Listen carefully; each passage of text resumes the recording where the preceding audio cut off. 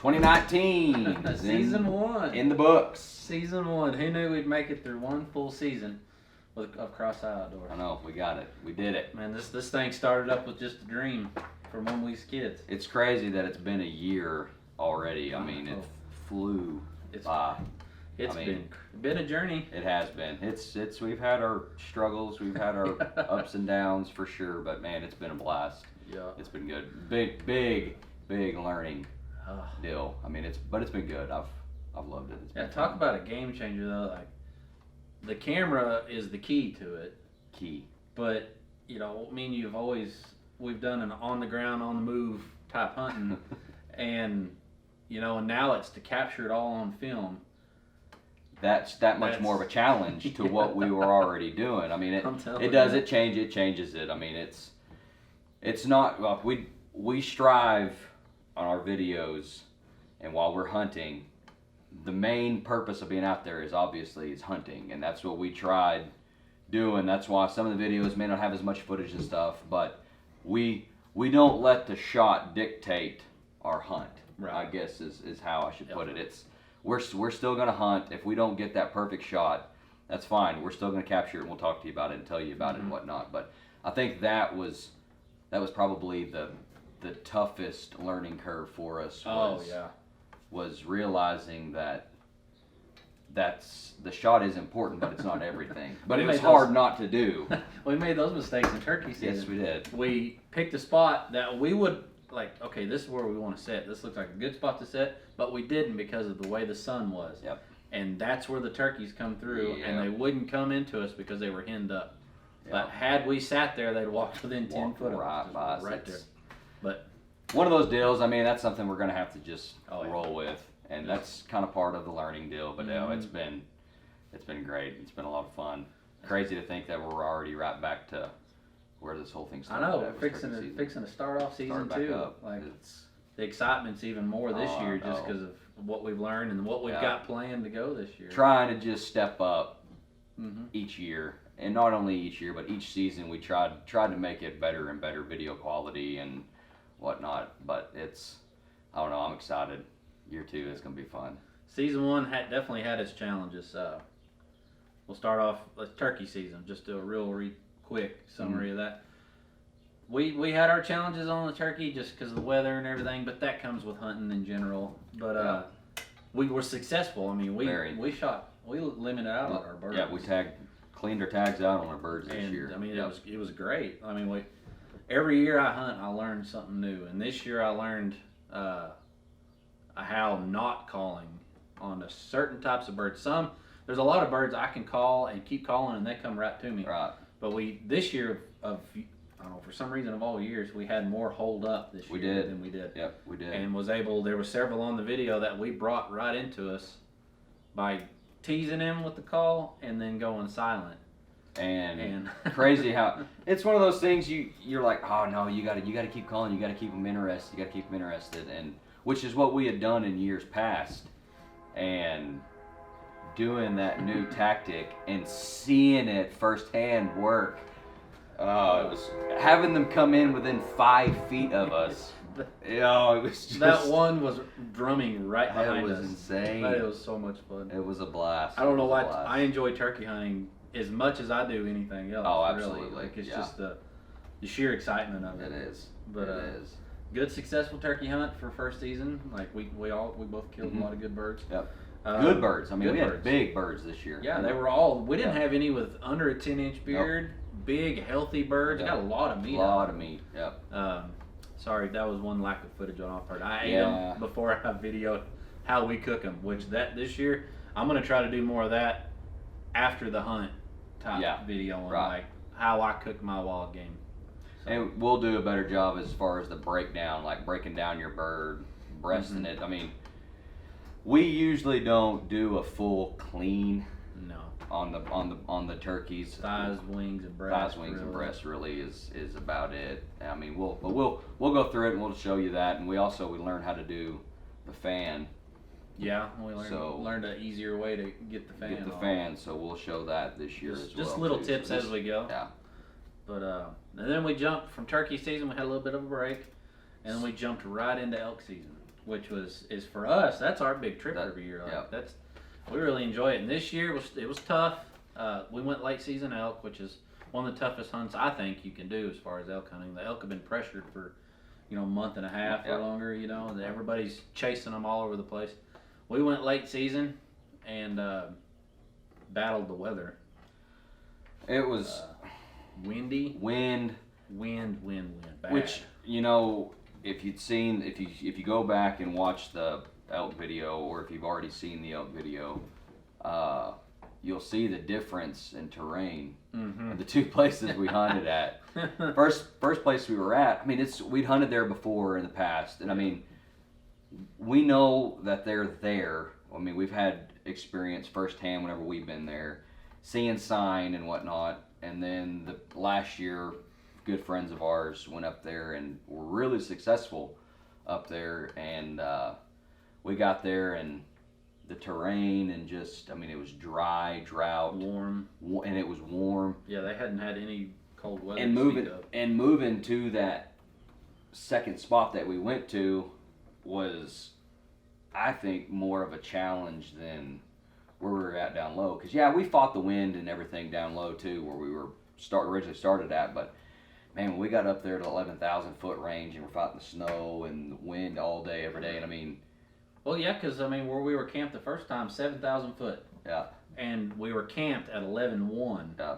At the next place, and some of us didn't have all of our cold gear with us. I made that mistake. I did not have enough clothing for where we were. It was brutal though. It was still a good time. It was still fun.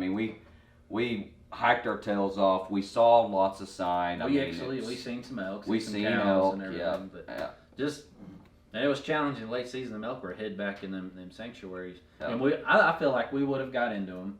But it had a blizzard come in midway through our hunt. We'd already moved, hunted a couple days. Thought we pretty well had our bearings down on the ground we were on. Yep. And then we get a blizzard warning that where we were at was going to be drifted in. It was going to be bad. And it was. We ended up seeing photos and everything of it, and it was a good thing we got out of there when we did. We would have been trapped up there for a couple weeks for sure. We'd have been up there for a while. But we made the decision to go ahead and break camp and leave, which I hate doing mid-hunt, but that stuff happens. So. Yeah, it does. It's just the way it is. But this year, excited. New elk season coming up. We're going back to one of our favorite places, is where I killed my bull, and we see elk when we go there every year. Every year we've seen them. Good elk. We know the place. It's very rugged, which you'll see coming up. It is rough terrain. Yep. It's rougher than anywhere last season we went. But we got 2 new members coming elk hunting with us this year.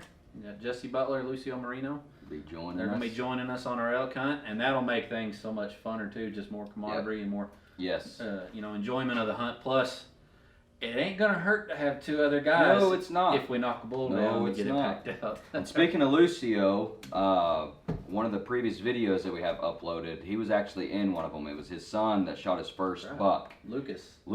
Yeah. Lucas's dad, Lucio, is the one that's gonna be joining us this year. He's gone with us. What was it, 2 years ago? He was with me when I killed my bull. When we killed, exactly. So he'll join us, and then Jesse will join us too. But we're fired up. We've all. We talked about it. Our wives are tired of it. Yeah, we're ready to get it going. Got some changes coming for this year. Usually, I've grown up elk hunting with my dad, and the way him and his buddies have always done it. And there's absolutely nothing wrong with that. They base camp hunt, and they hike in and they hunt around, and that works. It is a successful. Yeah, no, it does. But we just feel like, because the way me and Hadley, we did over 40 miles this last year is the way we hiked. Yeah. We put in a lot of miles in. And we'll go in several miles and hunt, and then allow ourselves, because where we hunt, it's pretty rugged, dangerous terrain. Allow ourselves enough time to get out before dark. Or at least get back to a trailhead or something to where we can hike in the dark. Yes, yeah. And that's gassing us, man. Oh, it is. We'll double in the miles just because of trying to get back out and not getting to hunt like we would have sitting in glassing longer or however the situation might be. So this year we decided we're backpacking in. It's gonna be. It's gonna be cold. Where we go, I swear, is one of the coldest places in Colorado. But it is. It's good country. But no, we're excited about it. We're looking forward to it. It's definitely gonna bring its own set of challenges, but it's the fact of us being able to. Because, well, when we've been there years past, we've like I said, we've seen the elk. We know typically where they're at and where they move through and how they do it, how they move and everything. And we'll, like Dusty said, we'll get way back in there and try to make a play on them. But like he said, we're 5-6 miles back in there, and if they happen to not come out that evening, well, then we got to turn around and hike 5-6 miles back out, and then the next day turn around and hike 5-6 miles back in. So this year, us being back in there, spike camping, having camp on our back, having the ability to, if we see some elk, say a couple of miles away, we have the option to be able to make a play and keep hiking and not have to worry about coming back out. We'll just we'll go till we can set up, have a good camp spot, and we'll be in a short distance, mile or so. First thing in the morning, we wake up, we're there. We ain't got to worry about it. We just get up and we go and we're good to go. So I mean, I don't know, it's exciting. Just because, I mean, the success as far as numbers that we've seen just haven't had the sheer numbers of elk and time, and we'll be able to stay back there amongst them. Yeah. Spot them, figure out where they're going to come out, back off of them, camp, and then be ready to make a play. Yep. I feel like that'll up our success rate. I feel like absolutely, and it's less wear and tear on our bodies. Oh man, that's the thing too. I mean, you get 2-3 days in of doing that backtracking day in and day out, man, it wears on you. It's tough. And it's still going to be tough back there, but I mean, it's going to be, I don't know, I feel like it's going to be more, what's the word I'm looking for, I guess, in our favor of being able to be staying back there within a 2 mile range. And in hunting public land in Colorado, you do deal with a lot of hunters. But the thing about the terrain we're in, once you get past that 3 mile mark back in there, you don't run into anybody. Yeah, you get to the 4 or 5 mile mark, you're lonesome. If you do, you run into someone else that just happened to be doing what we're doing. And ask the same question, what are you doing back here? Because we did. The year before we decided to start this channel, we ran into some guys back in there. They're like, what are you guys doing here? Like, we're wondering the same thing about you guys. They were spot camped in, and they did. They killed a heck of a They killed a dandy bull. A 350 7x7. Yeah, he was nice. He was a gorgeous bull. There's good elk back in that country, but it's because no one really goes back in there after them, how rough it is. But I'm excited, and the gear we use, I'm pretty excited about it. Like the stuff that me and Hadley believe in and what we use. We don't have any sponsors, so it's been test and test and test on what gear we like. We just happen to both be First Light guys. That's what we like. So I have the whole First Light system, the layering system that I'm taking with me. I love it because it's all that DWR, water resistant, and it weighs nothing. Merino wool. Yep. And I'll have 4 layers on my upper body that I can take with me. 5 if I count the rain jacket. And it weighs nothing. It'll weigh as much as one big bulky jacket or less, really. Oh, absolutely. And I can peel it all off, fold it up into a ball, shove it in the pack, and good to go. And this year First Light come out with the long johns. I'm excited about those. More having to completely undress to get your long johns off. They unzip all the way up. Yes. Those will be great. Those are going to be awesome. But we just happen to be First Light guys. That's what we believe in. That's what we like, and we've tested it. And that's just where our beliefs are. It'll be fun to see the other 2 guys. Both of them use something different. Yep. So you'll get to see one way or the other which ones y'all like. We just happen to First Light's what we like. And I felt because the way we're packing in, I mean, me and him, we believe in the XO pack. XO is the way to go. And that's just they're awesome packs. That's the stuff we like. I got the K3 6500. 64. Yeah. Love that pack. Comfortable. The way the weight distributes on your back. And because I'm a little bit bigger guy, I got the little bit bigger pack. I'm going to be running the 4800. I'm a little bit shorter dude. I know I could run the 64, but it was one of those deals. I was like, 4,800, I'll be all right. I can make it work. Oh yeah.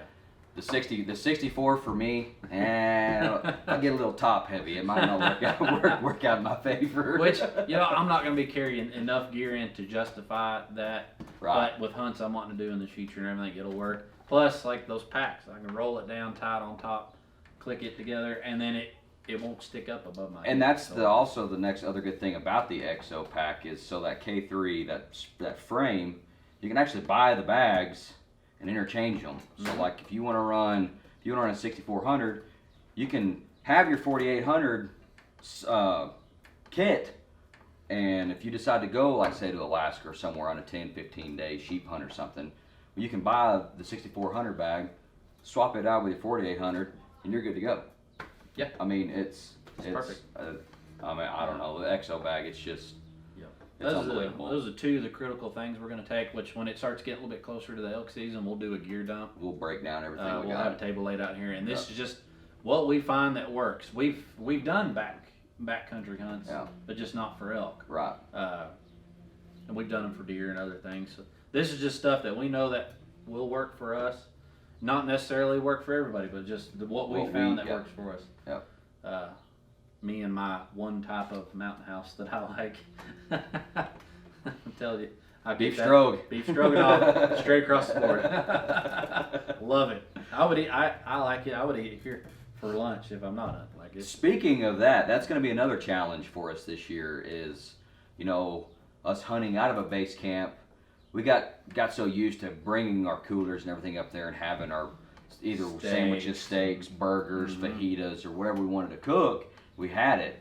Well, this year, I mean, it's about weight, but still being able to get the calories that we're going to be needing daily, and then the water challenge. We're going to have to be getting our water and everything from now on. So I mean, which we got our, like I said, we got our system. We'll do a gear dump. Yep. This is what we're going to take, and the big thing about doing a backcountry hunt that we found is the team that you take with you. Absolutely. If you don't have a team that you can trust and a team that you can rely on, don't try it.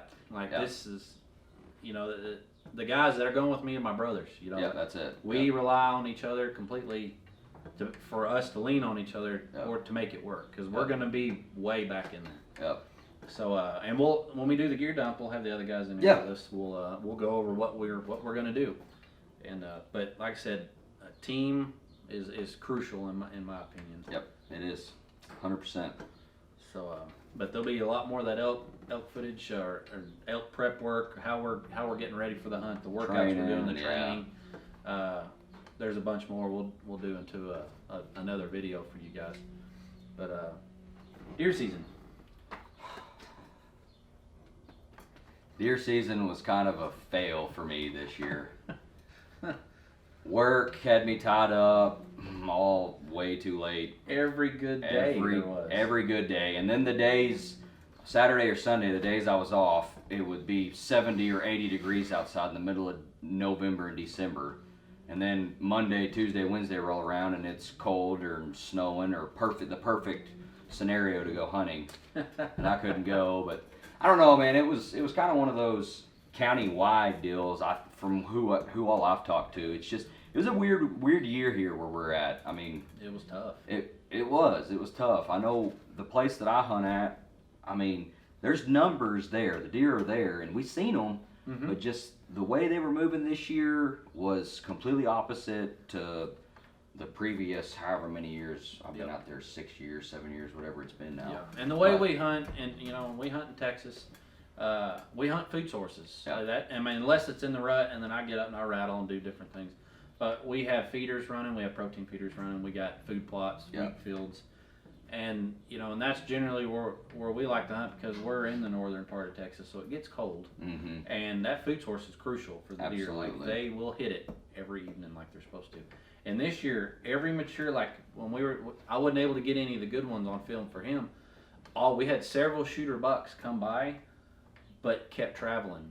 All the does stayed with us, but the bucks kept moving. It was just way different this year. I had my rifle with me, but also I wanted to shoot one with my bow because I hadn't shot a deer yet with my bow. So I don't know. It was one of those should I shoot him or should I let him walk or should I wait for him to come in? That 9-point had you on the fence too. That he almost shot with his bow, but he was a little young. He was young, so I let him go. But I don't know, man. It was still fun, but it definitely wasn't the season that I was really hoping for. I mean, coming off of elk season, you kind of got that defeated, but then you're like, hey, it's whitetail season. We know we're going to see something up here during whitetail season, and then you do and don't capitalize on it. I don't know. It kind of gets you in the dumps, but deer season was tough. It was tough. It started off great. I mean, opening day, my daughter dropped a really nice 9-point. Yeah, y'all were way successful this year. Y'all did great. She dropped a really nice 9-point, biggest deer she shot yet, and I let her make the decision on him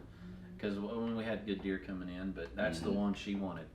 And I know he was a little young, but it doesn't matter to me. Like, yeah, I try my best to do deer management. Absolutely. But that's what my daughter wanted, and that's what it's all about. She was proud to shoot that deer. Yeah. She helped me clean it. We cooked it. She got to help me make the jerky, do all that, and she loved every bit of it. And that's what it's about. It's making memories, guys, and filling that freezer up. Yep, absolutely. So she was tickled. We got that 9-point. We didn't get my sons on video this year. We ended up going out with a friend. What did he end up shooting this year? Shot that big coal point, that big that's right. Yeah. But it was a last minute thing, and we were nowhere near town to build. I didn't have any of the camera gear or anything, and he wanted this coal buck shot. So I went with him. Coulter shot that coal buck. It was tickled to get a really nice 7-point. Yeah. And then I got really lucky on my whitetail. Self-filmed. Great. I loved it. It was awesome. It was so challenging because very rarely do you see me in a deer blind. Yeah. I have my kids in a deer blind just because it's a lot easier to get a gun rest and get them steady and all that. And they can kind of squirm around in there hidden. You can get away with a lot more there. But I generally don't use a blind. I move around a lot. I get on top of hills. I'm glassing, moving. And the whitetail I killed this year, I'm in the sagebrush, and he come in from an area that I didn't expect him to. That happens. And you can see him moving through the sagebrush, but I can't lift the camera up because I'm on the gun too. Yeah. But as soon as I pulled the trigger, I knew I'd made a good hit, and I got the camera up on him and finished up. And that was a great shot. He was a great shot. He's about as pretty a Texas 8-point as you can find. He was gorgeous. Yeah, he was a pretty deer. Jump from there, right into mule deer season, and I only got to hunt 3 days of mule deer season this year. Which don't forget Ashley's buck. Yeah, hers right at the end of the season. Hers was at the end of the season. That's right. Yeah, that's right. Okay. Yeah, right at the very end. Yeah. Mule deer, only got to hunt 3 days, which. And I didn't get to go. He had a huge mule deer lined up to go hunt on another piece of property, but like I said, every time we was gonna go work. I mean, that's just the way it goes. Yeah. Work happens. I mean, we got to provide for our family, so that's the most important thing. Yeah. So, I got to hunt those 3 days. Didn't see a shooter buck till that last day, and I got out there at 5 o'clock, which is an hour till dark. I'm pushing. It's the last day I was gonna get to hunt. We're gonna leave town, and it was right there at the last weekend. We drive around the corner, we park, we get out, and we start hiking over there. I spot does. Well, in the rut, and that's what that season is, right in the middle of mule deer rut, is if you see does, not all the time, but generally look for a buck. There's something with them. Mm-hmm. And I didn't see any bucks with him. Well, I didn't go a couple hundred yards, and the buck was bedded. He was watching his does. Mm-hmm. But I got right up on that buck. Ended up within 100 yards of him before I even really knew he was there, because where he was bedded, the grass was blocking him. Yep. Took me forever to get him up. He was nice though. And the rancher I was hunting with, I handed him the camera, and I didn't turn the mic on. Hey, it happens. But I got it on. I got it on film. Made a good shot on him, dropped on him, and he was one of my better mule deer I've killed. He's at the taxidermist right now. Yes. So, which by the way, if you haven't got a chance to check out Steve Hines with Steve's Taxidermy in Elk City, Oklahoma, I highly recommend checking that guy out. He does awesome work. I'm super excited to get that mule deer back. I'm ready to see it. Mule deer was good. Took Lucas out, that young man, to shoot his first buck. I love doing those hunts. That was awesome. Taking them kids out. Man, I get pumped. I'm more nervous than they are. That was awesome. He shot his first buck. Got to have his dad there with us to enjoy every bit of that moment. Yeah. And that was really special, man. It was incredible. That's what we do it for. I get if you hadn't noticed, any chance there is to go hunting, whether I'm shooting or not, I want to go. I'll just to be along with it. I enjoy every minute of it. But got that young man his first buck, and then we rolled into my wife's hunt. She hunted most of the season, and but just the deer wasn't moving a lot of times when I went, so there wasn't a lot of footage, just because we wasn't seeing anything. But we had pictures of a nice 10 point that we were hunting, and never did see him, and not even once. And it got down to the last day, and on that episode, the very last day, had that big 5 point, that big call come in. And perfect management buck, man. I mean, textbook. He needed shot. Yeah. Taken out of the herd. I had my 3-year-old with us. She's that been wanting to go. Awesome, man. I love that. She's like, I'm going. So we packed her up with her little blanket and her backpack and all her stuff, and she enjoyed every minute of it. And wife made a good shot. Put the buck down and got to enjoy that with my family, and more meat in the freezer. And that pretty much wrapped up deer season for us. It was a tough season, but we made it through it, and got to share it with you guys, and that was a good time. That wraps up season 1. Season 1 in the books. Season 1 in the books. We are 2 weeks away from jumping straight off into season 2 with turkeys. Ready to go. They are looking fine. They are looking good this year, yes. We went and checked on our place the other day, and there was 15 toms standing out there. Yeah, it's going to be good. And there's jakes everywhere. It's looking really good this year. It's going to be good. I'm super excited. 2 weeks away. Going to jump right off into season 2. And got the elk hunt coming up this year. Of course, deer hunts. Yep. Got some new property for whitetail and mule deer this year. Working on hopefully going to find an antelope permit. They cut back antelope permits in Texas, so it makes it tougher to even find one. But we'll figure that out as we go. But we appreciate you guys making this journey with us. Absolutely. It's been a lot of fun. We've learned a lot, and we enjoy getting to share this with our friends, families, and all you guys, of course. And without you guys liking, commenting, and subscribing to us, it's not possible. We appreciate every one of you guys for following us along on this journey. But stay with us. It's going to be fun this year. Yeah, it's going to be super exciting. It's going to be fun. So the 2 guys we got joining us, it's going to be a hoot. They are a trip. It's going to be, man, it's going to be so much fun. Yeah. But yeah, stay with us. Like I said, throughout this next few months and in the summer, we'll do the bag dump and everything, and we'll go through just some ins and outs, kind of what we do. Maybe go through, talk about, get all 4 of us together, talk about calibers that we're shooting, reloading, and whatnot. Kind of go over some stuff like that. But it'll be here before we know it. Yeah, we say that every year about this time too. Turkey season's here. We get that in the books, and possibly an aoudad hunt this summer. Yes, yeah, I forgot about that. Free range aoudad. Be neat. That'll be pretty exciting. I'm looking forward to it. But stay with us. We'll try to do little things throughout the summer, shooting, gear dump. Instagram, we'll post little things here and there on Instagram too. So little tidbits, but that's pretty well it. That's it. Yeah. So thanks for watching us, guys, and be sure to subscribe to us, watch us, and hit them likes, and check us out on Instagram. And like we always say, guys, love God, love your neighbor, love the outdoors. Thanks for watching. Thanks, guys.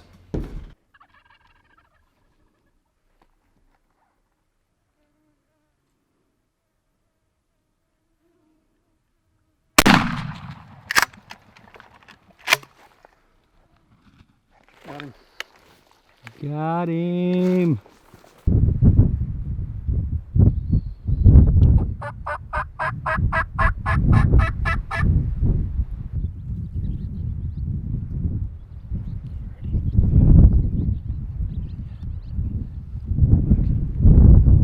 Shoot him. Nice, dude. Yes.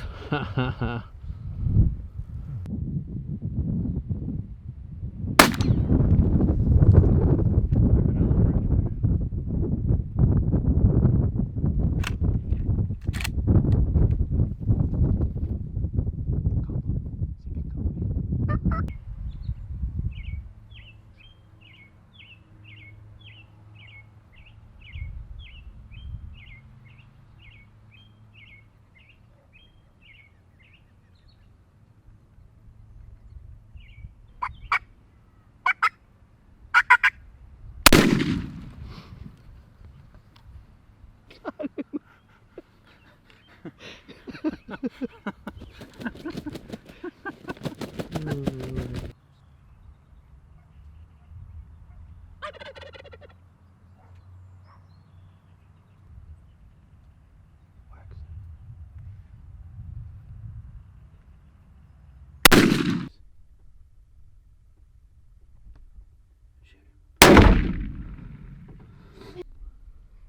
a really good buck. A really good buck. Look at the camera. Give me a big smile.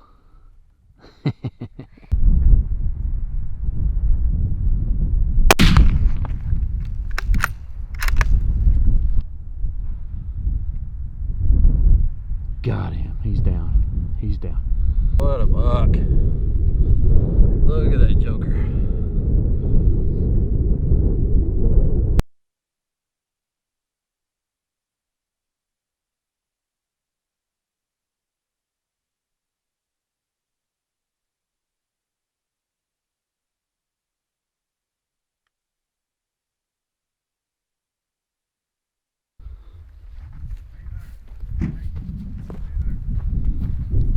Man, what a buck. Look at this big old bruiser. What an animal.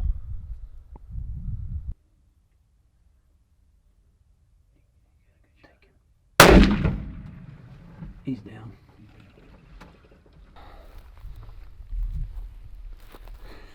That is awesome.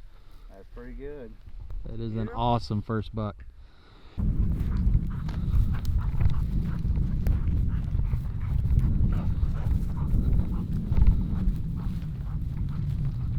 Hank, come in here. Point.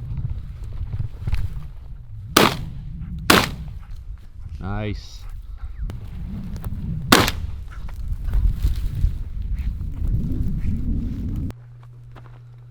Overall, a really good hunt. Got almost just shy of 2 limits.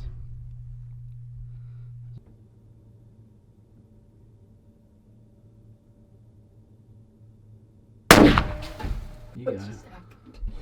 You got him. Did you not see in here?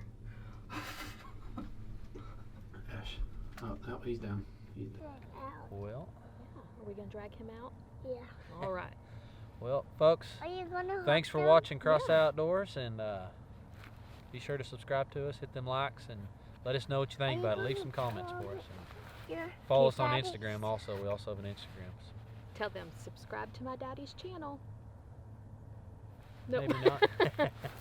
So, well, thanks for watching. And as always, remember to love God, love your neighbor, love the outdoors. Thank you.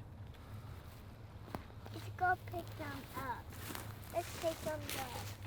Let's pick them up. We gotta pick them